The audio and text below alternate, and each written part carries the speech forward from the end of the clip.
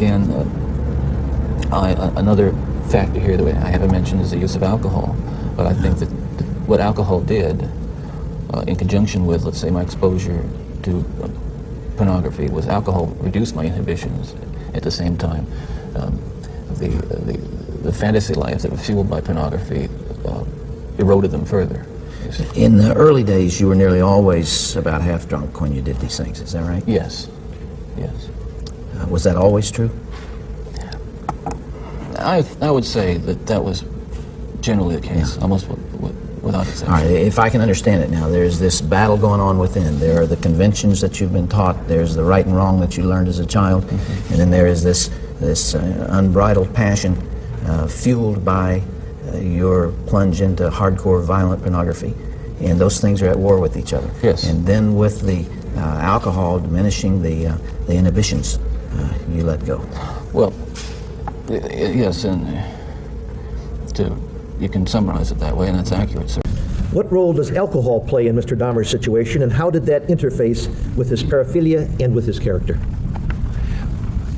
Well, in Mr. Dahmer's case, his drinking was very important in understanding the crimes with which he's charged. The way that paraphilic offenders who aren't character disordered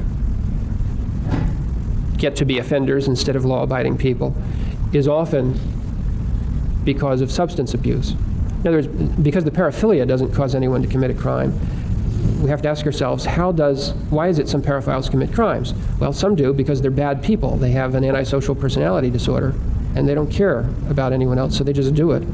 Some do because they're alcoholic, and they lower their inhibitions with drinking and then do these things they want to do. Others for other drugs or for other personality disorders.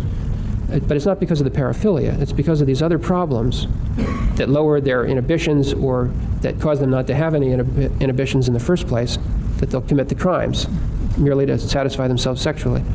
In Mr. Dahmer's case, I think the key element as to why he did not confine himself to fantasy and masturbation is that he was also drinking very heavily. Because of his alcohol abuse, he was often lowering his inhibitions, and in that state would find it capable to engage in a series of things that without drinking were very difficult for him.